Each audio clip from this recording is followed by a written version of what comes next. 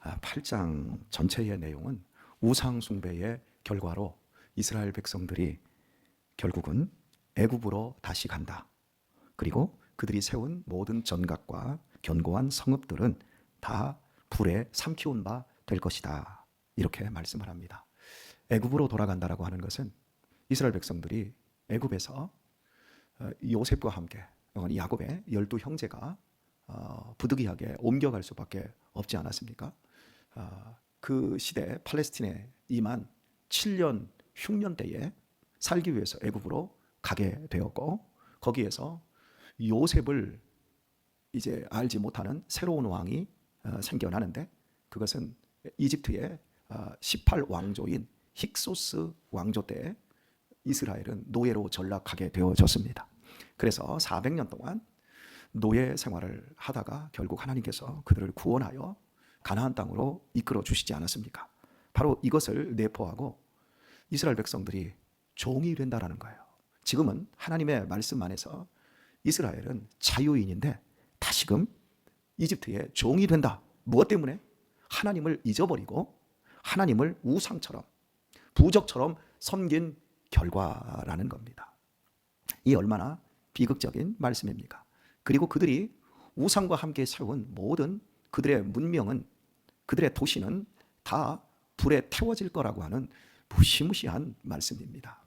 하나님께서 요한계시록을 통해서 마지막 날 이 세상을 불로서 심판하신다. 불은 모든 걸 삼켜버립니다. 소멸해버립니다. 불이 한번 지나가면 흔적조차, 그 형체조차 찾을 길이 없습니다. 그만큼 불은 무섭습니다. 불이 몸에 화상을 남기는 건 썩어서 문드러지기 전까지는 화상 자국은 없어지지 않습니다. 그리고 화상은 어마어마한 통증을 가져다 줍니다. 이렇게 우상을 섬긴 결과가 얼마나 무서운지를 말씀을 하고 있어요. 우리가 이 8장에서 계속해서 보고 있고, 여러분들이 제 설교를 통해서 집요하게 확인하고 있는 사실은 우리 그리스도인들이 자칫 하나님을 부적처럼 섬길 수 있고 우상처럼 만들 수 있다라고 하는 부분입니다. 이것을 저는 끊임없이 경고하고 있습니다. 나는 불상 같은 거 안 섬기잖아. 나는 제사 안 하잖아. 그러나 우리가 하나님보다 더 귀하게 여기는 것, 하나님을 이 세상의 그 어떤 것도 라이벌이 될 수 없지만 돈이 라이벌이 되었지 않습니까? 돈은 사람을 변화시킵니다. 짜증나던 사람에게 돈이 주어지면 오늘 인생에 가난으로 말미암아 실패로 말미암아 절망하는 사람에게 로또 복권 한 10억짜리 맞으면 그 사람은 거듭나는 겁니다. 이해되시죠? 어제 우리 목사님 가운데 한 분이 본인이 목사가 되기 전에 400만 원을 벌었답니다. 그리고 신학을 하는 과정에서 아버지, 이거 아버지 쓰세요 하고 주었답니다. 그리고 나서 30년이 지났는데 아버지께서 얼마 전에 땅 문서를 하나, 가평에 있는 땅 문서를 하나 탁 던져주더라는 거예요. 그러면서 네 거다 그러더랍니다. 아니 이게 언제 아버지가 이런 게 있었어요? 그랬더니 네가 나한테 400만 원 30년 전에 주지 않았느냐? 그때 내가 어떻게 네 돈을 쓰냐? 그래서 내가 좀 땅 좀 사뒀다. 네 거다 하고 탁 주더랍니다. 얼마나 마음이 좋던지 너무 신바람이 나서 제가 그래서 그럼 밥이라도 한번 사. 그랬더니 밥이 10번도 살 수 있어. 평소 밥 안 사는 사람이거든요. 근데 밥이 10번도 산다 그러는데 제가 그분에게 밥을 얻어먹으면 아마 예수님이 재림을 하시지 않을까 싶을 정도인데, 어쨌든 간 그렇게 인색한 목사님도 땅이 생겼다 그러니까 완전히 거듭나버려요. 이렇게 우상인 거예요. 돈, 땅. 구체적으로 제가 말씀드리는 거예요. 절대 그것 때문에 우리의 인생이 든든해지지 않습니다. 약간 돈 쓰는데, 먹고 마시는데, 누리는데 약간 좋을 수 있어도 그것 자체가 행복이 아닙니다. 행복은 하나님이 우리에게 주십니다. 그리고 행복은 우리가 하나님과의 좋은 관계 속에 있습니다. 하나님만을 섬기는 성도가 될 수 있기를 축원합니다. 마치 이렇게 믿어야 합니다. 우리 교회에서 요즘 제가 이 소리 보는 맛에 삽니다. 주일날 제가 이 소리를 보러 오는지 하나님께 예배를 드리러 오는지 모를 정도로 이 소리가 우상이 되어가고 있어요. 수요일에 젊은 성도들도 가정에 초청을 받아서 함께 예배하고 밥 먹고 이 소리가 있었습니다. 이 소리는 아침 나절에는 컨디션이 좋지만 저녁 때가 되면 컨디션이 별로 안 좋아서 얼굴에 표정이 없습니다. 그놈 한번 웃어주기를 바래서 오로로 깎고 얼마나 얼레고 달래고 재롱 부리고 지가 해야 되는데 나이 먹어가는 이 목사가 막 얼레고 달래는데 눈 하나 깜빡 안 합니다. 확 지겨버리고 싶어요. 그렇게 정성과 애를 쓰는데, 그래서 한참을 안아주고 끌어안고 별짓을 다 하고 웃지를 않습니다.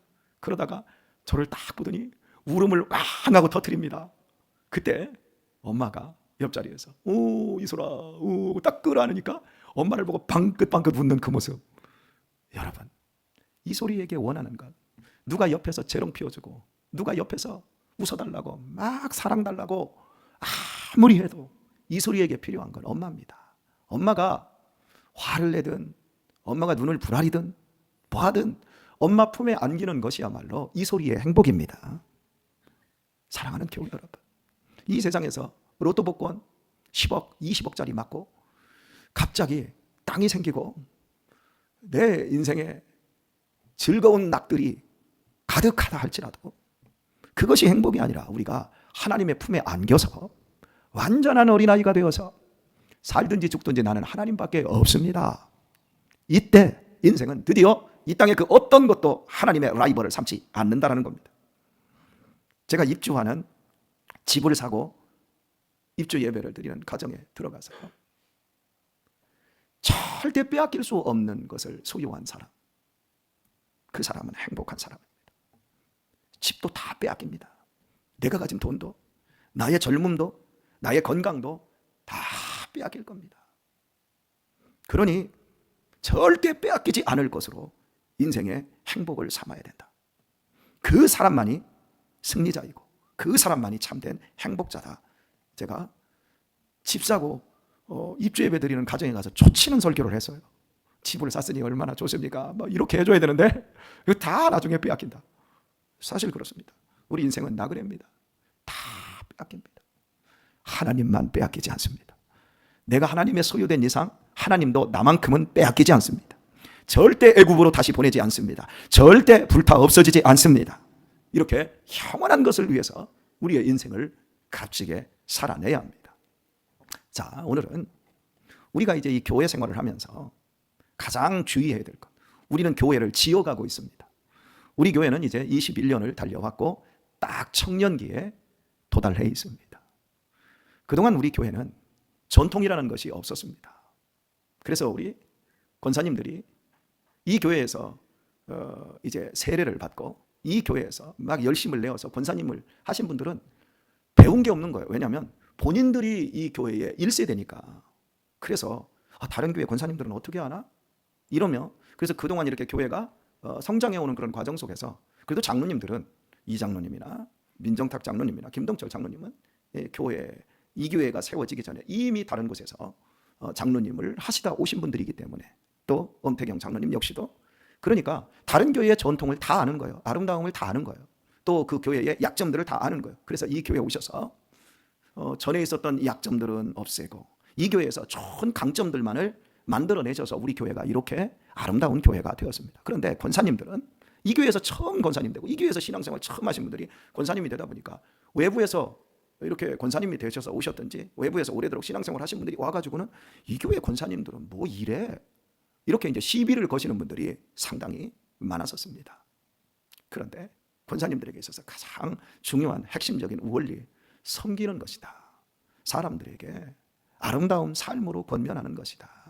뭐 새벽 기도를 얼마나 많이 해서 사감 선생님처럼 이래라 저래라 이런 것이 아니라 없는 것처럼, 그러나 없어서는 안 되는 사람들로서 좋은 걸음이 되어가는 것이 우리 권사님들이 해야 될 그런 일이다. 그리고 실제로 그런 것들을 잘 해오셔서 시비 거는 사람들은 나가 떨어지고 또 흡수되어지고 우리 교회 권사님들이 아주 잘 섬기는 모델들이 되었습니다.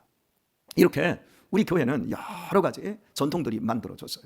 우리 추수감사절 같은, 여기 보세요. 벌써 이게 쌀이 올라있고 무가 올라있고, 그리고 오늘도 농사를 직접 지은 전정호 집사님께서 쌀을 8포대나 가지고 새벽부터 낑낑대고 가져오셨어요.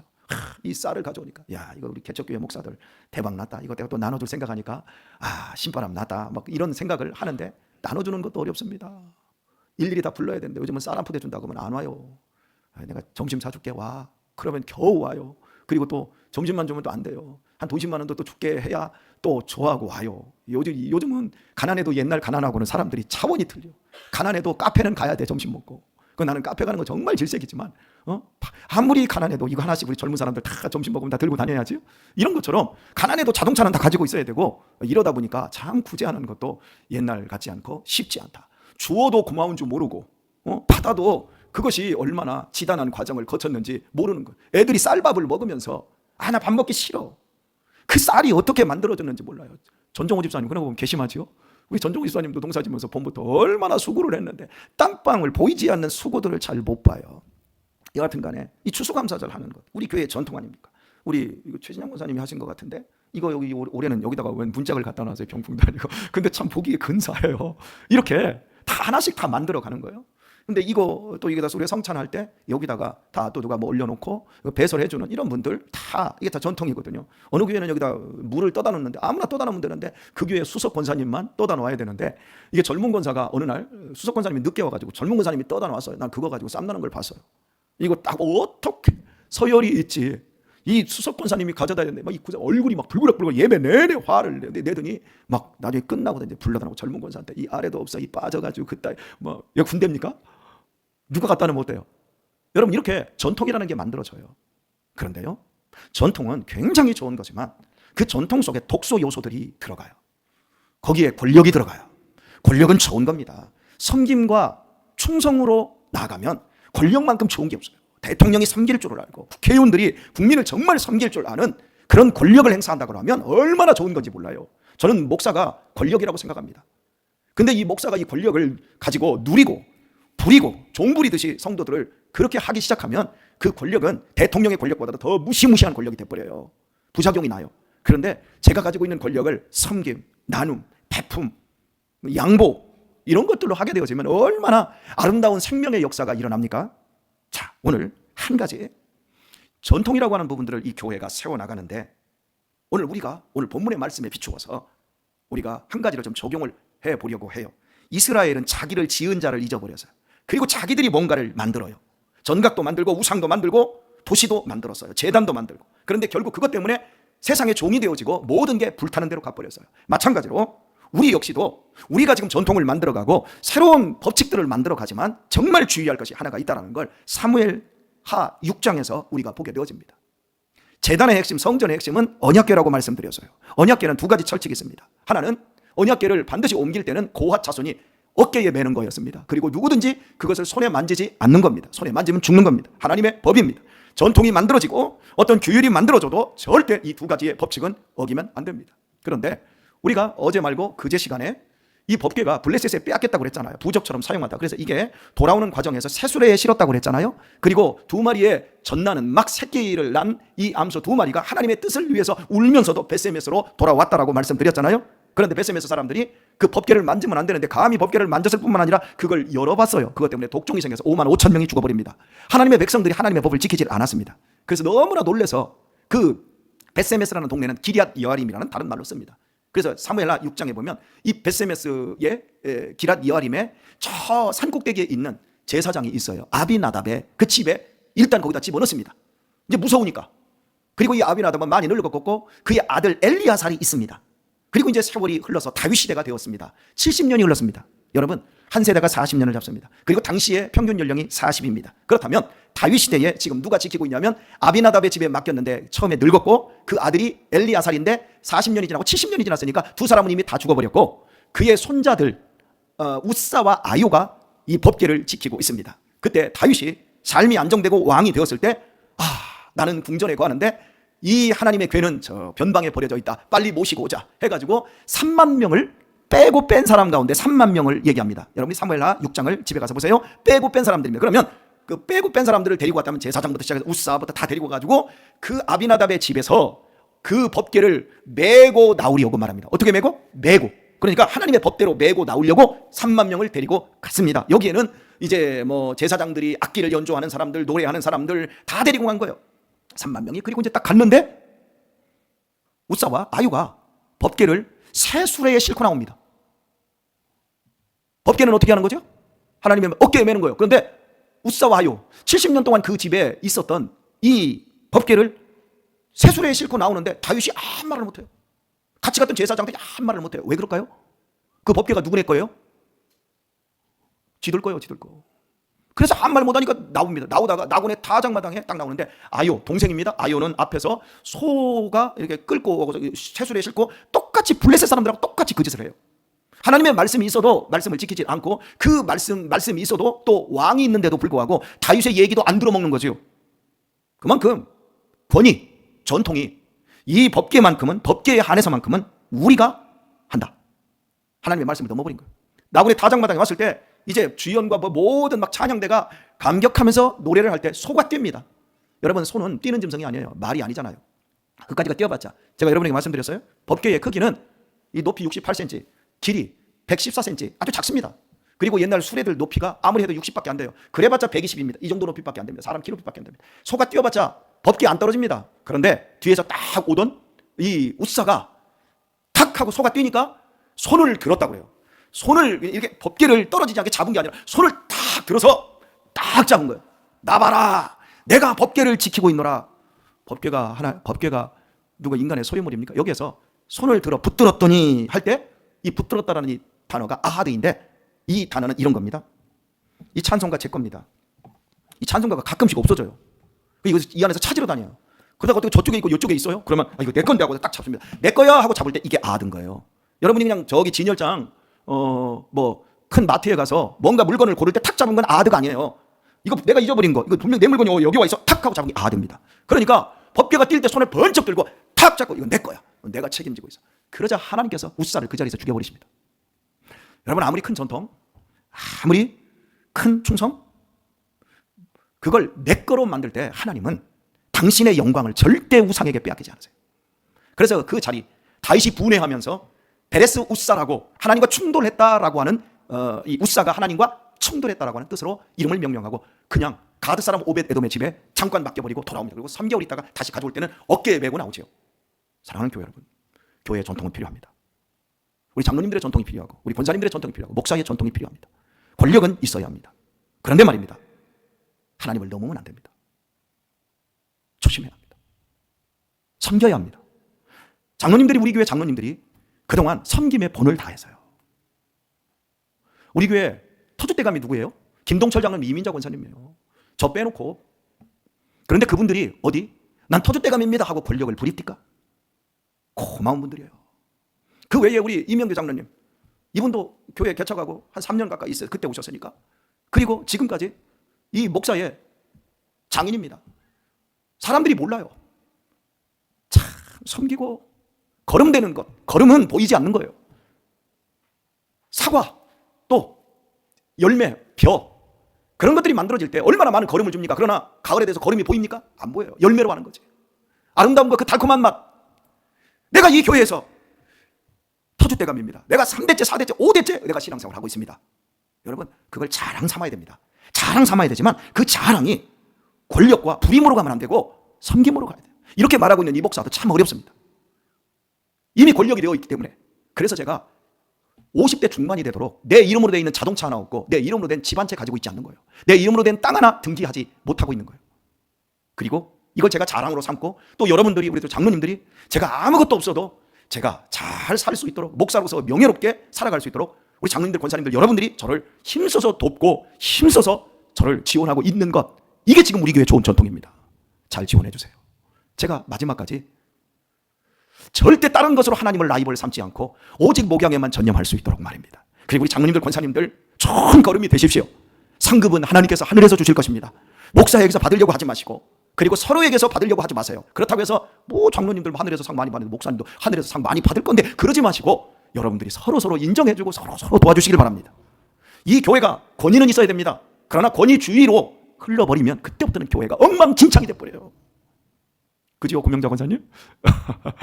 예, 우리 서로 만들어 놓은 우리 앞전 세대가 거름이 되어서 만들어 놓은 이 전통, 이 기반 위에 우리 그 위에 또 다른 그 아름다운 힘을 갖다 보태서 이 교회가 절대 하나님과 베레스, 웃사 충돌하는 일이 없었으면 좋겠습니다. 제가 목사로서 우리 여러분들과 충돌 안 했으면 좋겠어요. 우리 장로님들, 우리 안수 집사님들, 그리고 우리 권사님들, 이 교회에 그래도 힘이 있는 분들과 제가 충돌을 안 했으면 좋겠어요. 나는 꼭 교사해야 돼. 나는 꼭 성가대 대장해야 돼. 나는 꼭 여기서 이 교회에서 드럼 쳐야 돼. 나는 이 교회에서 꼭 장로가 되어야 돼. 이런 게 아니라 꼭이 어디 있어요. 하나님이 함께 하시는 것만, 그 안에서 내가 더 많이 나를 부인하고 나를 더 많이 하나님 앞에 내어드리는 것 외에, 더 주님의 종이 되고 더 주님의 품 안에 안기는 것 외에 우리의 기쁨이 어디 있겠습니까? 말씀했습니다. 하나님께서 이 교회를 보실 때 너희들 종이 돼버려 애굽으로 가가 아니라 너희들 내 집에 영원토록 거해라. 이 말씀이 우리에게 날마다 주시는 말씀이 되었으면 좋겠고요. 또 한 가지는 내가 너희에게 불을 내리리가 아니라 내가 너희에게 날마다 복을 내리리라. 할렐루야. 이런 은혜로운 교회로 승리할 수 있게 이 호세아 8장을 정리하며 저에게 다시 한번 권면하고 여러분 모두에게 권면드리며 오늘의 설교를 맺습니다. 이 하루도 승리하시길 예수님의 이름으로 축원합니다.